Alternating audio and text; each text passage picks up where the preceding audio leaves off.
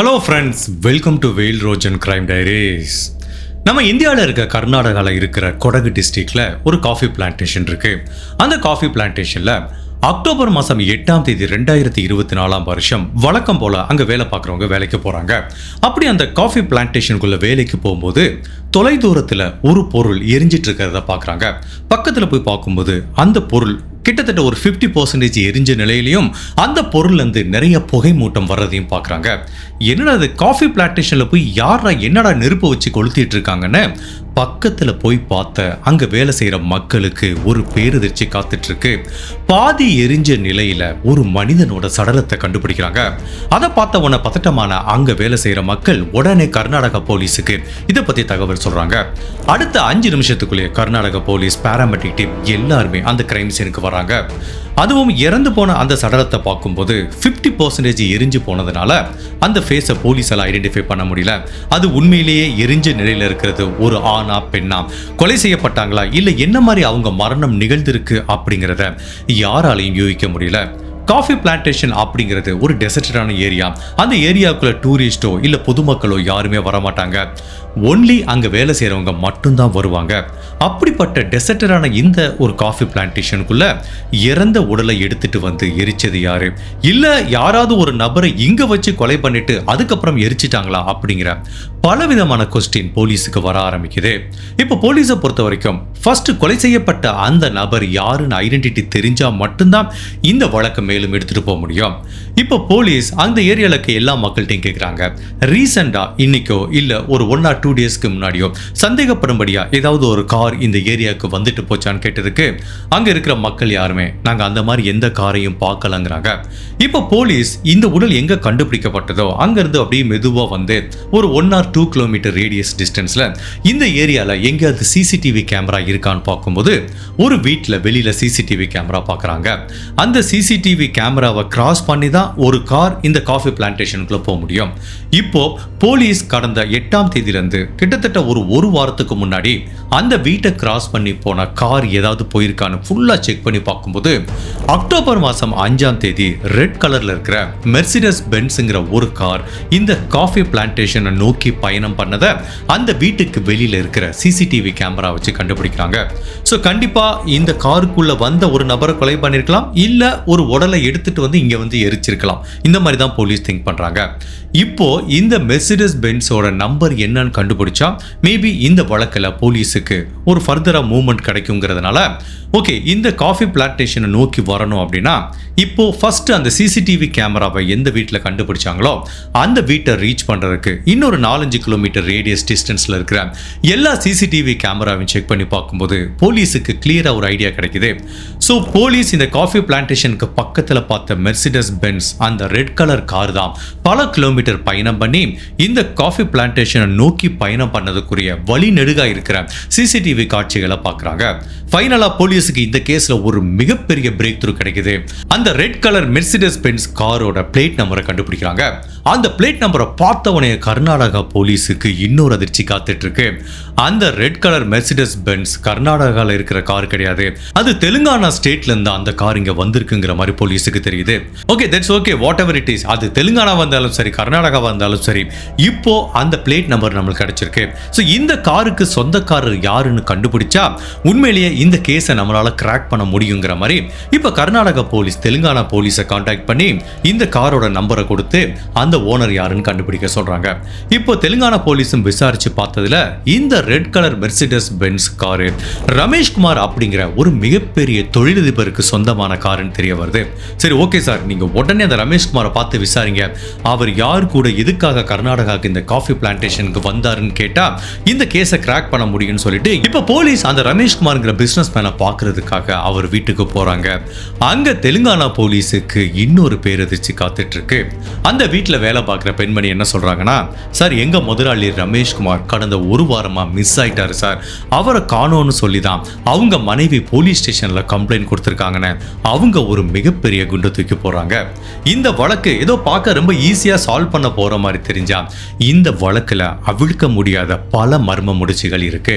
உண்மையிலே கொலை செய்யப்பட்டது இந்த பிசினஸ் மேன் ரமேஷ்குமாரா இல்ல அவர் வேற யாரையாவது கொலை பண்ணிட்டாரா அப்படிங்கிற பலவித குழப்பங்களும் திருப்பங்களும் நிறைஞ்ச தெலுங்கானா அந்த கர்நாடகாவில் நடந்த ஒரு வித்தியாசமான ட்ரூ கிரைம் கேஸ் தான் இன்னைக்கு நம்ம இந்த வீடியோல பார்க்க போறோம்.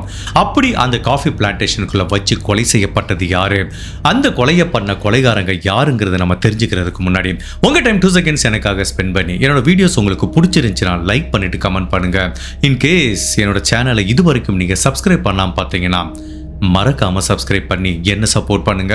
இப்ப போலீஸ் அவங்க ரெக்கார்டை எடுத்து செக் பண்ணி பார்க்கும்போது அக்டோபர் மாசம் 7ஆம் தேதி தான் இந்த ரமேஷ்குமார் அப்படிங்கிற நபரோட மனைவி நிகாரிகாங்கிற பெண்மணி தெலுங்கானா போலீஸ் டிபார்ட்மெண்ட்ல ஒரு கம்ப்ளைண்ட் பதிவு பண்ணிருக்காங்க. என்னோட கணவர் மிஸ் ஆயிட்டார்னு. இப்போ அவங்க மனைவியை தொடர்பு கொள்ள முயற்சி செஞ்சா அங்கதான் போலீஸுக்கு இன்னொரு பேரதிர்ச்சியும் காத்துட்டு இருக்கு. காணாம போன ரமேஷ்குமாரோட மனைவி நிகாரிகாங்கிற அந்த பெண்மணியையும் போலீஸால கண்டுபிடிக்க முடியல. என்னடா அந்த வழக்குல நிறைய க்ளூ கிடைச்ச மாதிரி இருக்கு, பட் ஒருத்தனை கூட பிடிச்சு விசாரிக்க முடியலங்கிற மாதிரி போலீஸ் திங்க் பண்ணிட்டு இருந்தா கூட இப்ப தெலுங்கானா போலீஸ் கர்நாடக போலீஸ் 2 பேருமே சேர்ந்து இந்த விசாரணையை பண்றாங்க. சரி, ஓகே, நம்மளால யாரையுமே ரீச் பண்ண முடியல. பட் இந்த கேஸ்ல நம்ம கிட்ட இருக்கிற ஒரு முதன்மையான தடயம் என்ன, அந்த red colour Mercedes Benz car தான். அந்த கார் தெலுங்கானால இருந்து கர்நாடகாவுக்கு வந்தது தெரியுது.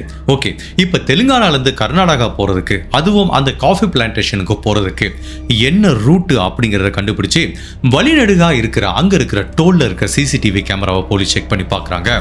போலீஸ் சந்தேகப்பட்டது 100% உறுதியாகுது. இந்த கார் தெலுங்கானால இருந்து கர்நாடகாவுக்கு டிராவல் பண்ணிருக்கு. வழிநெடுக இருக்க எல்லா டோல்லையும் சிசிடிவி கேமரா இருக்கு.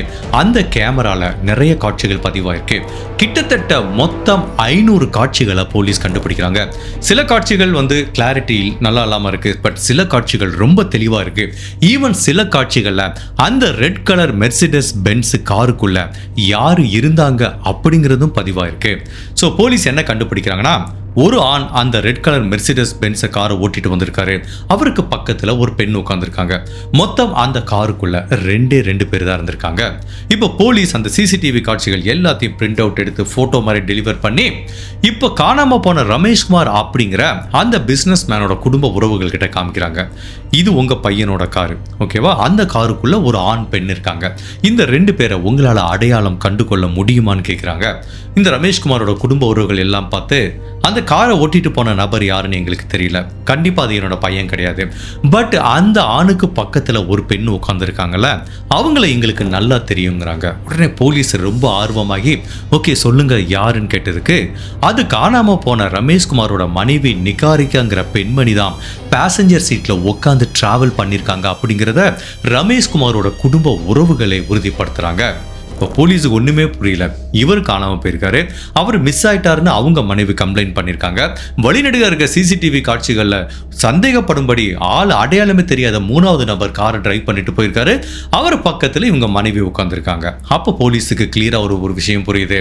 அவங்க மனைவிக்கும் இந்த ரமேஷ்குமாரோட டிஸ்அப்பியரன்ஸுக்கும் அந்த காஃபி பிளான்டேஷன்ல கண்டுபிடிக்கப்பட்ட பாதி எரிஞ்ச நிலையில இருக்க சடலத்துக்கும் ஒரு தொடர்பு இருக்குங்கிறத போலீஸால யூகிக்க முடியுது. பட் போலீஸ் எவ்வளவோ முயற்சி பண்ணியும் கூட நிகாரிகாங்கிற இந்த பெண்மணியை போலீஸால கான்டாக்ட் பண்ண முடியல. ஈவன் அவங்க தெலுங்கானால இல்ல, ஃபோன் பண்ணாலும் நாட் ரீச்சபிளா இருக்கு. இப்போ போலீஸ் அவங்களோட ஃபோன் ரெக்கார்ட் எடுத்து செக் பண்ணி பார்க்கும்போது கடைசியா அந்த ஃபோனோட லொகேஷன் எங்க லிங்க் ஆயிருக்குன்னா பெங்களூர்ல தான் லிங்க் ஆயிருக்கு. அப்பவே போலீஸுக்கு கிளியரா புரியுது, இந்த பெண்மணி தெலுங்கானால தன்னோட கணவர் மிஸ் ஆயிட்டாருன்னு கம்ப்ளைண்ட் பதிவு பண்ணிட்டு இப்போ பெங்களூர்ல இருக்காங்கிறது தெரியறதுனால இப்போ போலீஸ் அவங்க நம்பர் எப்படா ஆன் ஆகும்னு சொல்லி வெயிட் பண்ணிட்டு இருக்கும்போது திடீர்னு ஒரு நாள் அந்த நிகாரிகாங்கிற பெண்மணியோட செல்போன் ஆன் ஆகுது. இப்போ அந்த லொகேஷனை வச்சு கண்டுபிடிக்க போறாங்க. அப்படி போலீஸ் ஒரு வீட்டுக்குள்ள நுழையும் போது டாக்டர் நிக்கில் அப்படிங்கிற ஒரு வெட்டினரி டாக்டர் வீட்டுக்குள்ள போறாங்க. அந்த வீட்டுக்குள்ள தான் இந்த நிகாரிகாவை கண்டுபிடிக்கிறாங்க. போலீஸை பார்த்தவனே அந்த பெண்மணிக்கு கொஞ்சம் ஷாக் ஆயிடுச்சு. இப்போ அந்த நிக்கில்ங்கிற டாக்டரையும் நிகாரிகாங்கிற இந்த பெண்மணியும் போலீஸ் ஸ்டேஷனுக்கு விசாரணை கூட்டிட்டு போறாங்க. அங்க போனவனே போலீஸ் கேக்குறாங்க, உண்மையை சொல்லுங்க, உங்க கணவர் ரமேஷ்குமார் எங்க அப்படின்னு கேட்டதுக்கு அவங்க என்ன சொல்றாங்கன்னா, சார் என்னோட கணவர் மிஸ் ஆயிட்டாருன்னு சொல்லி தான் நான் போலீஸ்ல கம்ப்ளைண்ட் பண்ணிருக்கேன். என்னோட வீட்டில் இருந்தா தெலுங்கானால இருந்தா என்னோட கணவரோட ஞாபகங்கள் எனக்கு தொடர்ந்து வந்துட்டு இருக்குங்கிறக்காண்டி தான் நான் கர்நாடகாவுக்கு என்னோட நண்பர் டாக்டர் நிக்கில் வீட்டுக்கு வந்திருக்கேங்கிறாங்க. ஓகே அப்படியா, சரி ஓகே, வேற யாரெல்லாம் கூட வந்திருக்காங்க கேட்டாங்க. இல்லை சார், நான் மட்டும்தான் வந்தேங்கிறாங்க. எப்படி வந்தீங்க? நான் பஸ்ஸில் வந்தேங்கிறாங்க. அப்போ உங்கள் கணவரோட கார் எங்கே இருக்குது அப்படின்னா, என்னோட கணவரோட கார் கரேஜில் தான் இருக்கும், என்னோட கணவர் மட்டும்தான் அதை யூஸ் பண்ணுவார், நாங்கள் அந்த காரை யூஸ் பண்ணவே இல்லைங்கிறாங்க. இப்போ போலீஸ் வழிநடுகா பதிவான சிசிடிவி காட்சிகள் எல்லாத்தையும் இந்த நிகாரிகா கிட்ட காமிக்கும் போதே தெரியுது அவங்க இப்போ வசமாக சிக்கிக்கிட்டோங்கிறத உணர்ந்துட்டு 1 நிமிடம் இல்லை, 2 நிமிடம் இல்லை, ஒரு 10 நிமிடங்கள் நீண்ட மௌனத்திற்கு அப்புறம் என்ன நிகழ்ந்ததுங்கிறத ஒண்ணா சொல்ல ஆரம்பிக்கிறாங்க. சரி ஓகே சார், உங்ககிட்ட நிறைய ஆதாரம் இருக்கு, நான் ஒத்துக்கிறேன்.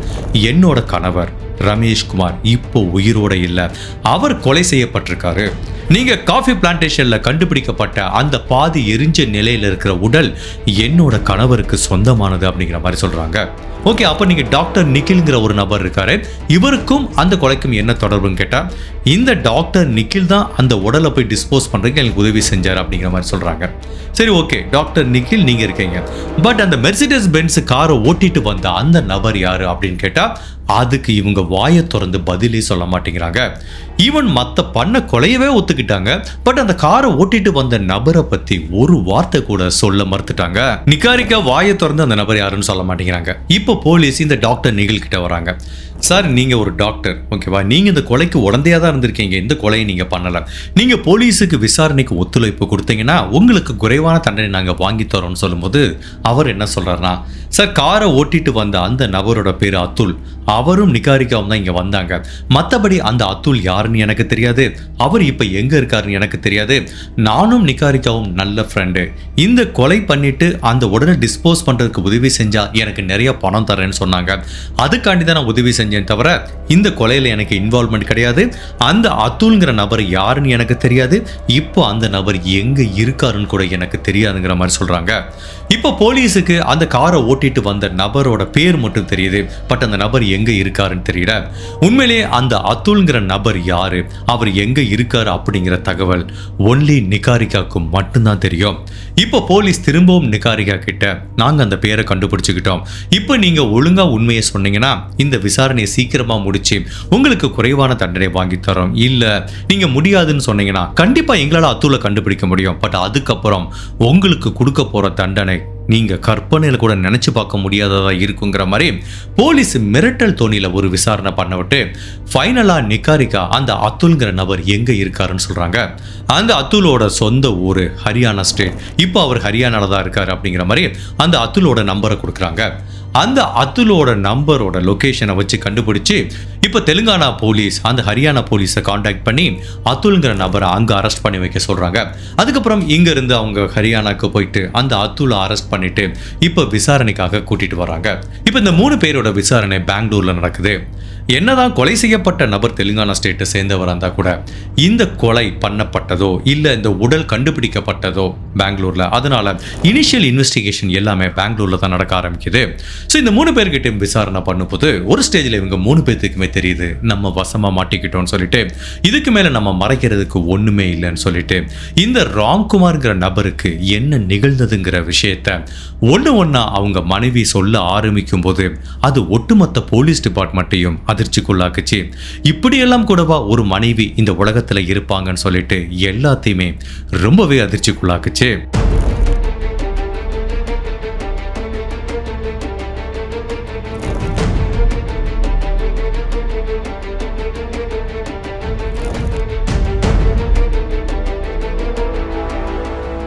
இந்த நிகாரிகா பிறந்து வளர்ந்தது எல்லாமே ஆந்திரால.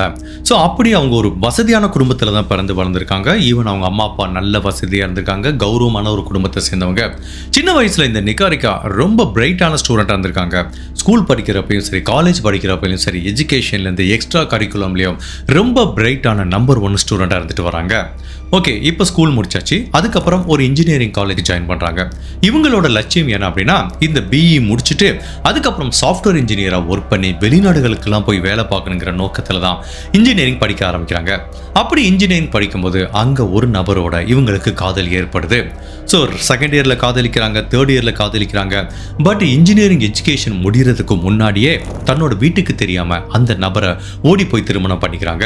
ஸோ கல்லூரி படிப்பு முடிக்கிறப்பவே இவங்களுக்கு திருமணம் ஆயிடுது. ஸோ இப்போ பிஇ முடிச்சிட்டாங்க. அவங்க கணவரும் அதே காலேஜில் தான் படிக்கிறாரு. இப்போ 2 பேரும் சேர்ந்து வேலை தேட ஆரம்பிக்கிறாங்க. அப்போ இவங்களுக்கு ஒரு இடத்துல வேலை கிடைக்குது. ஸோ ஃபைனலாக இவங்க ஆசைப்பட்ட மாதிரி சாஃப்ட்வேர் இன்ஜினியராக வேலை பார்த்துட்டு இருக்காங்க. அப்படி வேலை பார்த்துட்டு இருக்கும்போது இவங்களுக்கும் இவங்க கணவருக்கும் நிறைய கருத்து வேறுபாடு ஏற்பட்டு, பிகாஸ் ஏர்லி ஸ்டேஜில் திருமணம் பண்ணிக்கும் போது ஃபர்ஸ்ட் அது ஒரு பயங்கரமான ஒரு வித்தியாசமான உணர்வாக இருக்கும். அதுவும் அந்த மெச்சூரிட்டியில் ஸ்டேஜில் ஒரு இன்ஃபாக்சுவேஷன் ரொம்ப அதிகமாக இருக்கும். பட் எப்போ நம்ம அந்த வேலைக்கு போயிட்டு வாழ்க்கையில் இருக்க கஷ்ட நஷ்டங்களை பார்க்கும்போது தான் அந்த ரியல் லைஃபே நம்ம கண்ணுக்கு தெரியும். அப்போ யார் அதை சக்ஸஸ்ஃபுல்லாக ஹேண்டில் பண்ணுறாங்களோ அவங்க திருமண வாழ்க்கை தான் சந்தோஷமாக இருக்கும். பட் இந்த இளம் தம்பதிகளுக்கு அதை சரியாக ஹேண்டில் பண்ண முடியாமல் இப்போ 2 பேருமே டிவோர்ஸ் வாங்கிட்டு போயிடுறாங்க. அதுக்கப்புறம் நிக்காரிக்காவுக்கு என்ன பண்ணுறதுன்னு தெரியல. சரி ஓகே, நம்ம திரும்ப வேற எங்கேயாவது வேலை தேடி பார்க்கலான்னு பார்க்கும்போது தான் அவங்களுக்கு ஹரியானா மாநிலத்தில் ஒரு வேலை கிடைக்குது.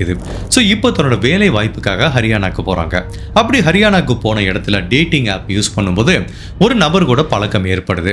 அந்த நபர்கிட்ட தனக்கு ஏற்கனவே திருமணமானதையும் சொல்ல, டிவோர்ஸ் ஆனதையும் சொல்ல. பிகாஸ் இவங்க ரொம்ப யங்காக இருக்காங்க, 24-25 இயர்ஸ் தான் ஆகுது. ஸோ அந்த நபரும் என்ன பண்ணுறாருன்னா, இவங்க ஓகே கல்யாணமாகாத பெண் அப்படின்னு நம்பி அவங்களை திருமணம் பண்ணிக்கிறாரு. ஒரு 2-3 வருஷம் இவங்க திருமண வாழ்க்கை சந்தோஷமா போயிட்டு இருக்கும்போது அந்த 2வது கணவர் ஒரு நாள் போலீஸ் டிபார்ட்மெண்ட்ல தன்னோட மனைவி மேல ஒரு கம்ப்ளைண்ட் பதிவு பண்றாரு. சார், என்கிட்ட ஏமாத்தி எனக்கு தெரியாம கிட்டத்தட்ட ஒரு 70 லட்ச ரூபா பணத்தை என்னோட மனைவி அபகரிச்சிட்டாங்க சார். மேலும் அவங்கள பற்றி நான் பேக்ரவுண்ட் செக் பண்ணி பார்க்கும்போது ஏற்கனவே திருமணமானதை மறைச்சி தான் எனக்கு கல்யாணம் பண்ணியிருக்காங்க. ஸோ என்னோட மனைவி ஃப்ராடு பண்ணிட்டாங்க. எனக்கு என்னோட பணத்தை ரெக்கவர் பண்ணி தரணும், என்னோட மனைவி மேலே நடவடிக்கை எடுக்கணும், எனக்கு விவாகரத்து வேணுங்கிற மாதிரி அந்த 2வது கணவர் போலீஸில் கம்ப்ளைண்ட் பதிவு பண்ணி கோர்ட்லேயும் ஒரு கேஸ் போடுறாரு. ஃபைனலாக நிக்காரிக்கா பண்ண எல்லா ஃப்ராடுமே தெரிய வரவிட்டு அந்த நபர் 2வது கணவருக்கு டிவோர்ஸ் கிடைக்கிது.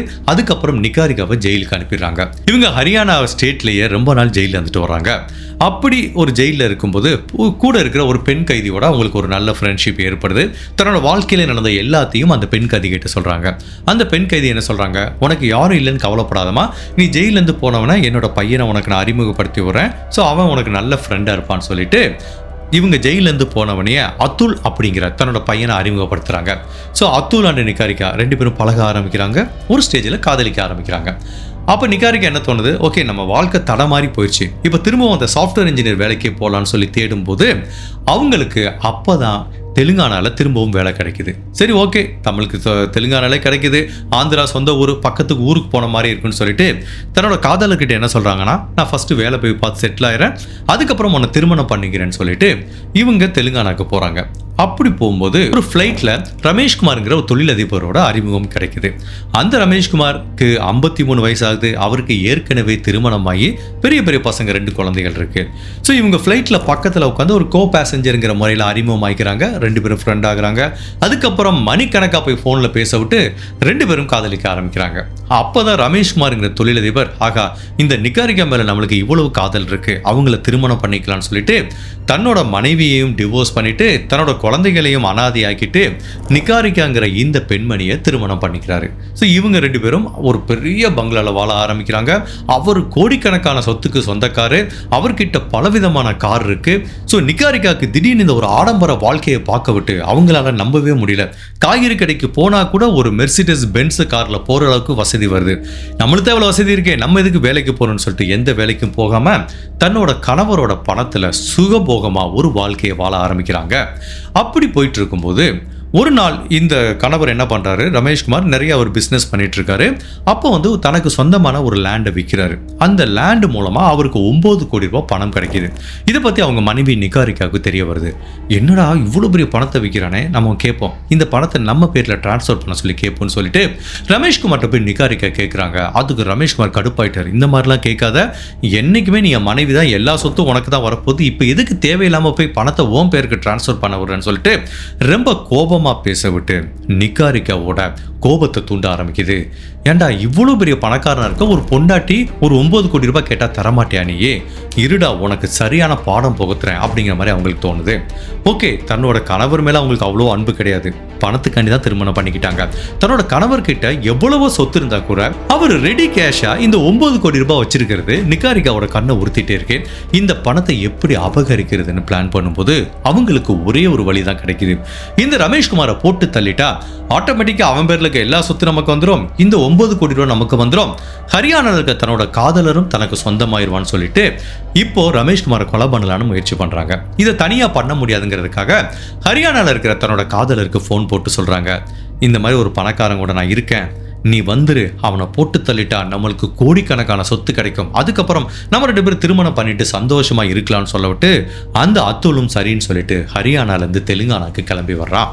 ஸோ இவங்களோட பிளான் என்ன அப்படின்னா, ஒரு நாள் இந்த ரமேஷ்குமார்ங்கிற கணவர்கிட்ட நிகாரிகா என்ன சொல்றாங்க, நீங்க எப்போ பார்த்தாலும் வேலைன்னு சுத்துறீங்க, எனக்கு ரொம்ப போர் அடிக்குது, நம்ம கார்ல ஒரு லாங் டிரைவ் போலாமான்னு கேட்க விட்டு அவரும் சரி ஓகேமான்னு சொல்லிட்டு ரெட் கலர்ல தாங்கிட்டு இருக்க மெர்சிடஸ் பென்ஸ் காரை எடுத்துட்டு தன்னோட ஆசை மனைவியை கூட்டிட்டு தெலுங்கானால இருந்து அப்படியே அவுட் சைடு ஒரு லாங் டிரைவ் போறாங்க.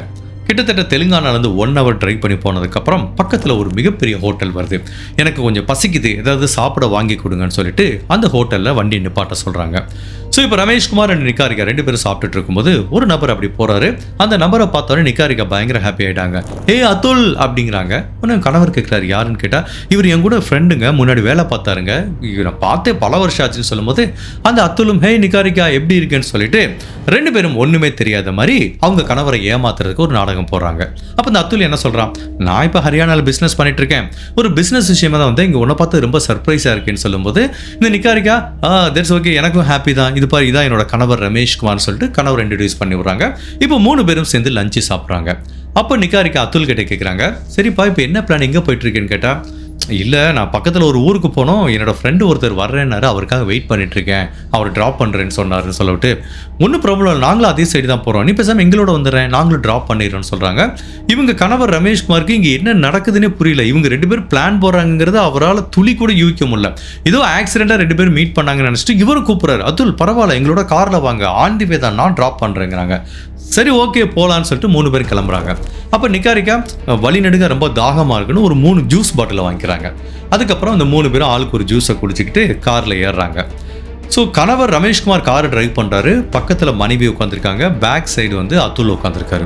ஸோ கொஞ்ச நேரம் காரை டிரைவ் பண்ணிட்டு போக விட்டு இந்த ரமேஷ்குமாருக்கு கடுமையான தலைவலி ஏற்படுது, வாமிட் வர்ற மாதிரி இருக்கு, கிட்டத்தட்ட மயக்கம் வர மாதிரி இருக்கு. அப்போ அவர் என்ன சொல்றாரு அத்துல் கிட்ட, அத்துல் எனக்கு என்ன இல்லை சாப்பிட்டது ஒத்துக்கல, ஒரு மாதிரி வாமிட்டிங் சென்சேஷனாகவே இருக்கு, நீ டிரைவ் பண்ணுறேன், நான் பின்னாடி உட்காந்துக்கிறேன்னு சொல்றாரு. அத்துலும் சரி ஓகே சார்ன்னு சொல்லிட்டு அவரும் டிரைவ் பண்ணுறாரு. பின்னாடி போய் உட்காந்த கொஞ்ச நேரத்துக்குள்ளேயே இந்த ரமேஷ்குமார் மயக்கமாயிறாரு.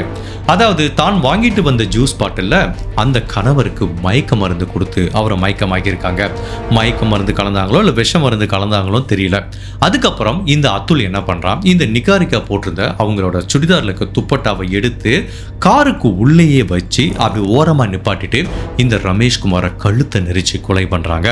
அதை அவங்க ஆசை மனைவி பக்கத்தில் உட்காந்துட்டு பார்க்குறாங்க. ஒளிஞ்சாண்டா, இனிமேல் இவனோட சொத்து எல்லாம் நமக்கு தாண்டா அப்படிங்கிற மாதிரி தாட்டு தான் அவங்களுக்கு வருது. ஸோ இப்போ ரமேஷ்குமாரை கொலை பண்ணி அவரோட உடம்ப காரோட ட்ரங்க்ல வச்சுட்டு இப்போ 2 பேரும் காரை எடுத்து டிரைவ் பண்ணிட்டு போறாங்க.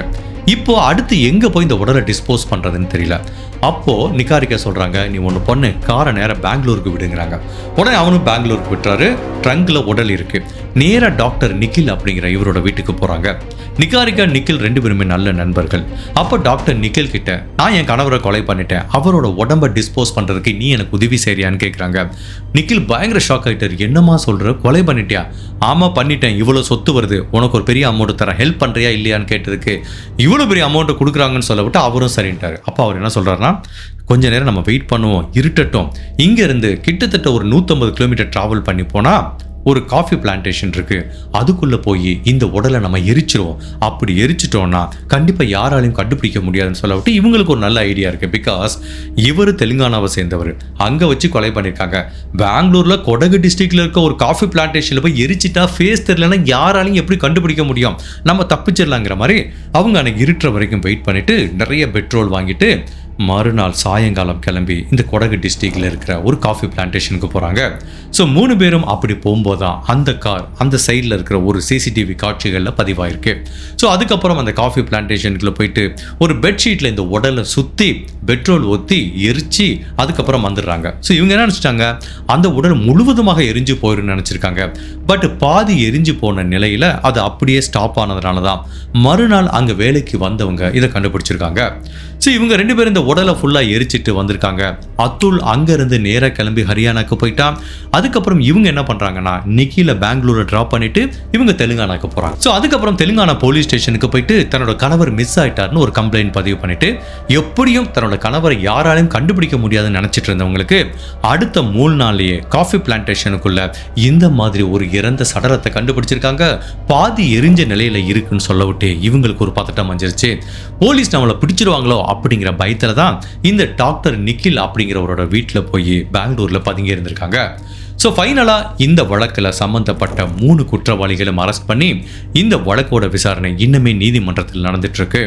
ஜென்ரலாக முதன்மை குற்றவாளிக்கு பெயில் கேட்டால் தரவே மாட்டாங்க. பட் இந்த கேஸை பொறுத்த வரைக்கும் முதன்மை குற்றவாளி யாரு, அவங்க மனைவியும் அந்த காதலர் அத்துல் 2 பேரும் சேர்ந்து தான் கொலை பண்ணியிருக்காங்க. பட் நிக்கில் அப்படிங்கிற இந்த டாக்டர் அவங்களுக்கு அந்த உடலை டிஸ்போஸ் பண்ணுறதுக்கு உதவியாக இருந்திருக்காரு. அவர் டைரெக்டாக கொலையில் இன்வால்வ் ஆகலைங்கிறதுனால அவருக்கு மட்டும் பெயில் கொடுத்துருக்காங்க.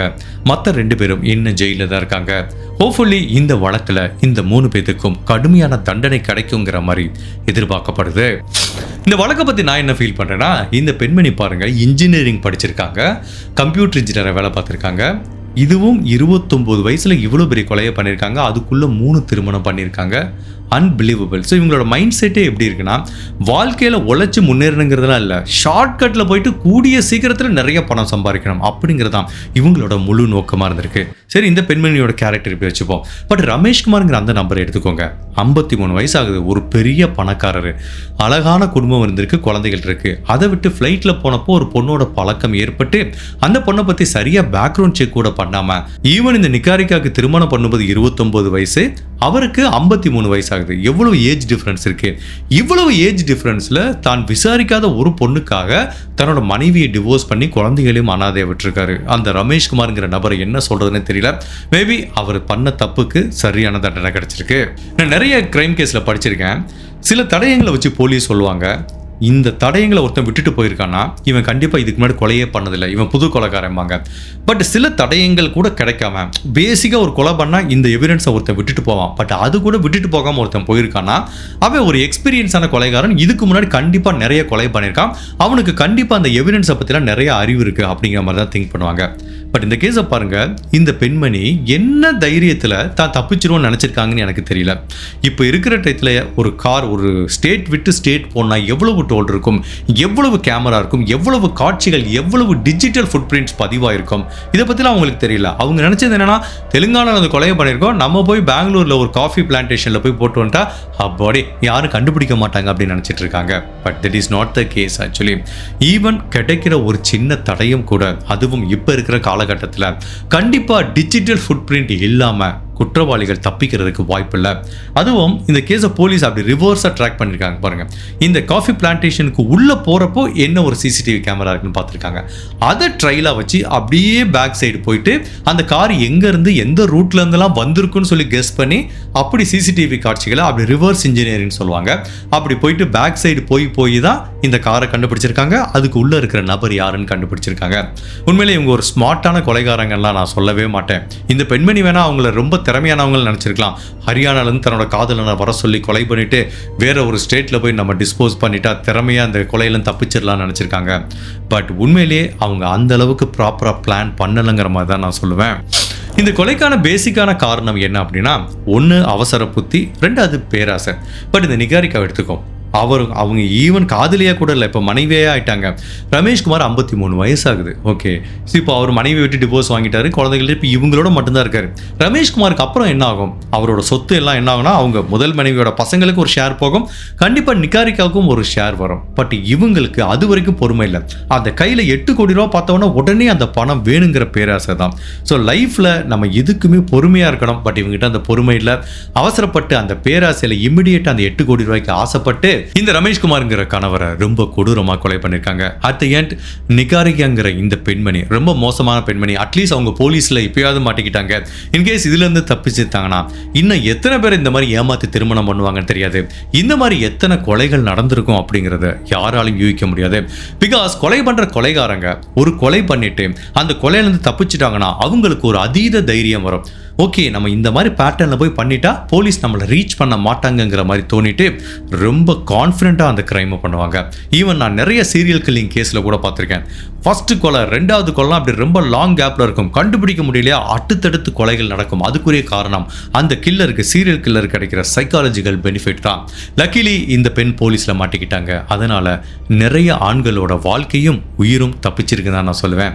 இந்த கேஸை பற்றி நீங்கள் என்ன நினைக்கிறீங்க? உங்களோட கருத்தை மறக்காமல் இந்த வீடியோவில் பதிவு பண்ணுங்க. இந்த மாதிரி அனதர் கேஸில் உங்களை சந்திக்கிறேன். Till then stay safe, take care, by.